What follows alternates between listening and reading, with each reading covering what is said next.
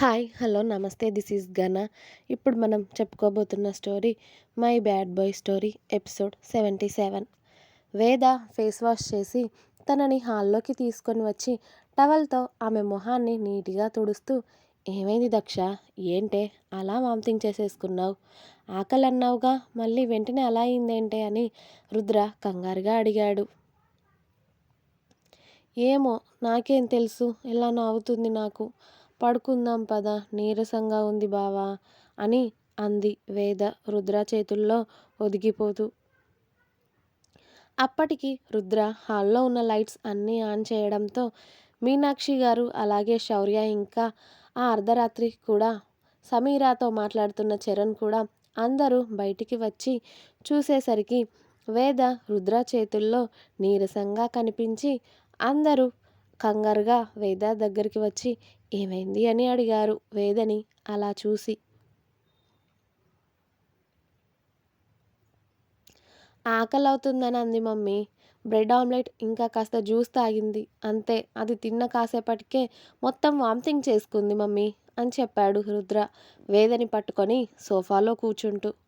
జ్వరం ఏమైనా ఉందా నాన్న అని మీనాక్షి గారు కూడా చెక్ చేసి, జ్వరం ఏం లేదులే కన్నా, ఇంత అర్ధరాత్రి పూట తిన్నది కదా, అందుకే అరగలేదేమో అంతే, ఏం లేదు, మీరు కంగారు పడకండి, నేను నిమ్మరసం తీసుకొస్తాను ఉండండి అని చెప్పి మీనాక్షి గారు కిచెన్లోకి వెళ్ళి నిమ్మరసం కలుపుకు వచ్చి కాస్త వేదకి తాగించారు.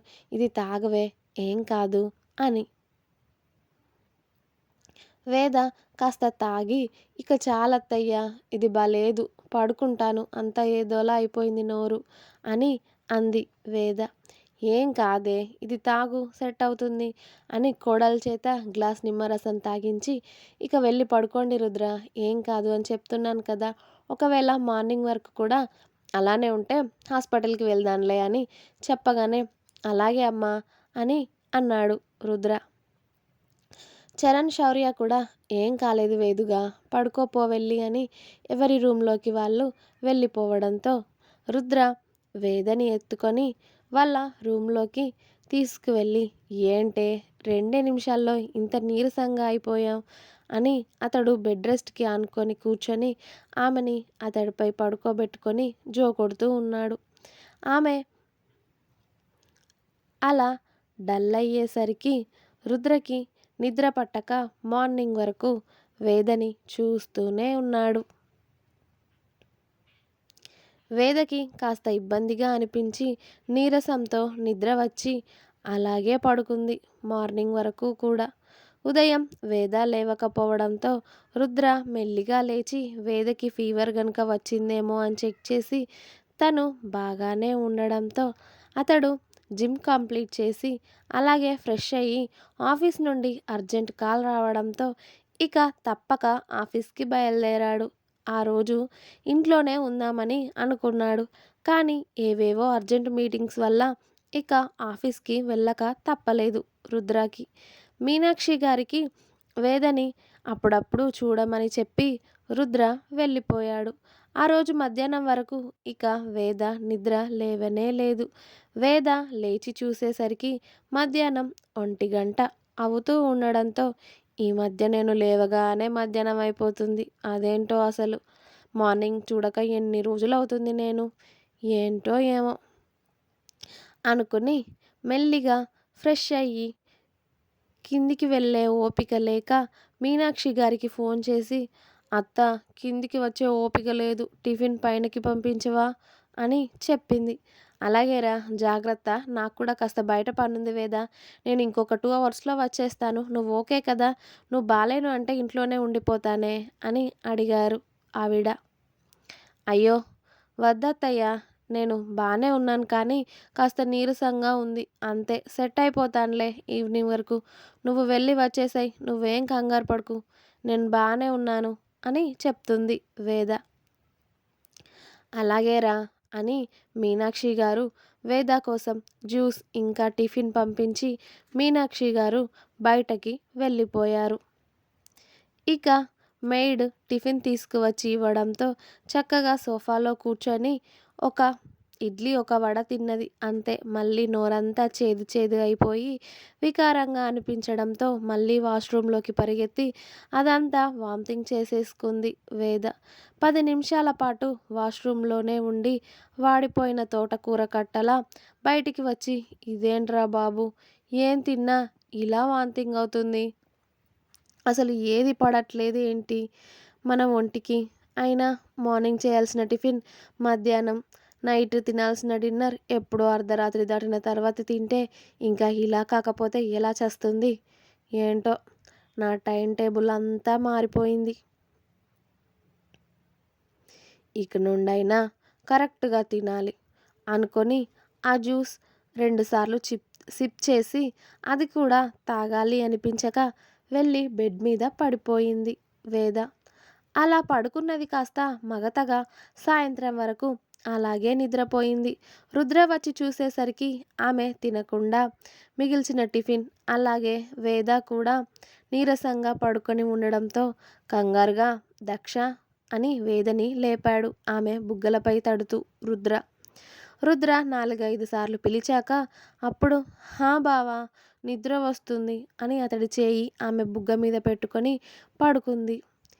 ఏంటే ఇది, మార్నింగ్ నుండి అలానే పడుకున్నావా, కనీసం టిఫిన్ కూడా చేయలేదు, ఇలా అయితే నీరసం కాక ఏమొస్తుంది, లేచి కాస్త ఫ్రెష్ అవ్వు, తినడానికి ఏమైనా తీసుకురమ్మంటాను అన్నాడు రుద్ర.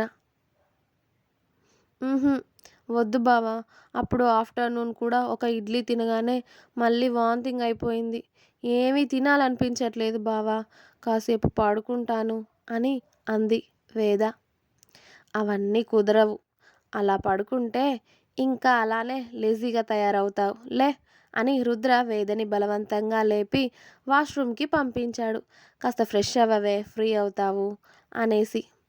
ఇక వేద మెల్లిగా లేచి ఫ్రెష్ అయ్యి బయటికి వచ్చేసరికి రుద్ర ఆమె కోసం భోజనం తెప్పించి పెట్టాడు. అది చూసి వేద మొహం వికారంగా పెట్టుకోవడంతో, ఫుడ్ చూసి మొహం అలా పెడతావేంటే, తినవా అన్నాడు రుద్ర. ఊహు అంది వేద. తన్నులు తింటావు ఇప్పుడు ఇది తినకపోతే అని రుద్ర వాష్రూమ్లోకి వెళ్ళాడు ఫ్రెష్ అవ్వడం కోసం. యాక్, నాకేం తినాలని లేదు అని వేద వెళ్ళి నీరసంగా బెడ్ రెస్ట్కి ఆనుకొని వెనక్కి ఒరిగి పడుకుంది. రుద్ర ఫ్రెష్ అయ్యి అతడి తలని టవల్తో తుడుచుకుంటూ వచ్చేసరికి ఎక్కడ భోజనం అక్కడే వేద ఏమో నీరసంగా పడుకొని కనిపించింది. ఏంటిది, తినకుండా అలా పడుకొని ఏమ ఏమవ్వాలి అనుకుంటున్నావు, కాస్త తింటేనే కదా ఒంట్లో ఓపిక ఉండేది అని అతడు ఫాస్ట్గా డ్రెస్అప్ అయ్యి భోజనం ప్లేట్ తీసుకొని వేద ముందు కూర్చొని, ఇదిగో కాస్త తినవే అని అన్నం కలిపి ఆమె నోటి ముందు పెట్టాడు. వద్దు బావా, ఏది తిన్నా అలానే అవుతుంది, పైగా వామిటింగ్ అవుతుంది, నాకు ఏది తినాలి అని అనిపించట్లేదు, కాస్త నిద్ర వస్తుంది, నిద్రపోతే సెట్ అవుతుంది అని చెప్పాను కదా, లేచాక ఏదైనా తింటాను, ఇప్పుడు వద్దు బావా ప్లీజ్ అని అంది వేద. అయినా కూడా రుద్ర వినకుండా, తిండి తినకుండా ఉంటే ఇంకా అలాగే నీరసం ఎక్కువ అవుతుంది తప్పితే బలం రాదు అని బలవంతంగా వేద నోట్లో 4 ముద్దలు పెట్టాడు. అంతే, అతడు పెట్టడమే ఆలస్యం, మళ్ళీ వేద వాష్రూమ్కి పరిగెత్తి ఆ 4 ముద్దలు కూడా వామిటింగ్ చేసేసుకుంది. మళ్ళీ మౌత్ వాష్ చేసుకొని ఫేస్ కూడా నీట్గా కడుక్కొని బయటికి వచ్చిన వేదని చూసి, ఏంటే ఇలా అయితే తిన్నది అంతా వామిటింగ్ అయితే ఇంకా డల్ అయిపోతావు కదా, పద హాస్పిటల్కి వెళ్దాం, ఇలానే చూస్తూ ఉంటే ఇంకా ఎక్కువగా అవుతుంది అని అన్నాడు రుద్ర వేదని పట్టుకొని.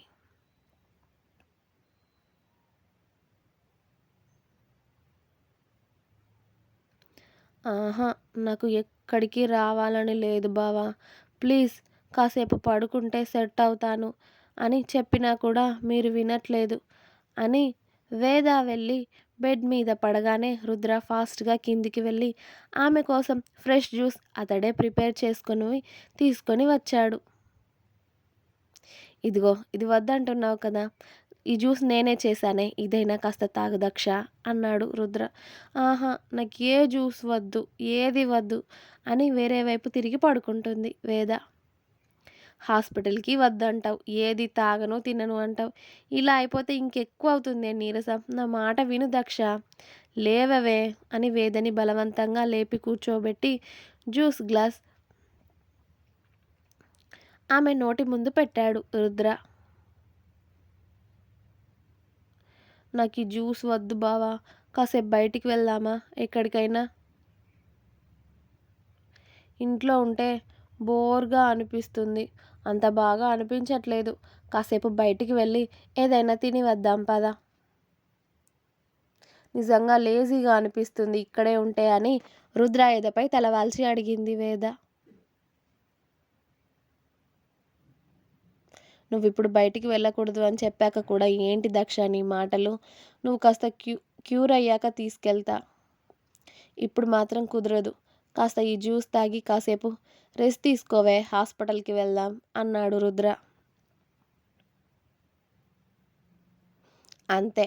అప్పటికే నీరసం కోపం ఎక్కువైన వేద ఆ గ్లాస్ తీసి కింద విసిరేసి, వద్దు అని చెప్తున్నాను కదా, ఎందుకు నన్ను అంతలా సతాయిస్తున్నావు?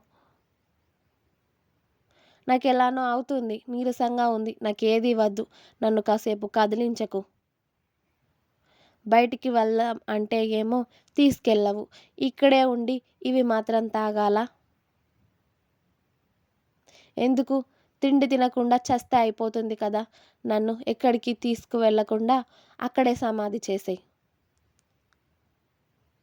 అప్పుడు కానీ మీ అందరి కళ్ళు చల్లబడవు. నాకేది వద్దు, ఎవ్వరు వద్దు, వెళ్ళండి అని ఏడుస్తూ బోర్లా తిరిగి పడుకుంది వేద. ఆమె కోపానికి, ఆమె బాధకి రుద్ర ఏం అనకుండా ఆ రూమ్ అంతా కూడా మెయిడ్తో క్లీన్ చేయించాక మెల్లిగా ఏడుస్తున్న వేదని దగ్గరికి తీసుకొని ఆమెతో ఏం మాట్లాడకుండానే ఆమె వెన్ను నిమురుతూ ఉన్నాడు సైలెంట్గా.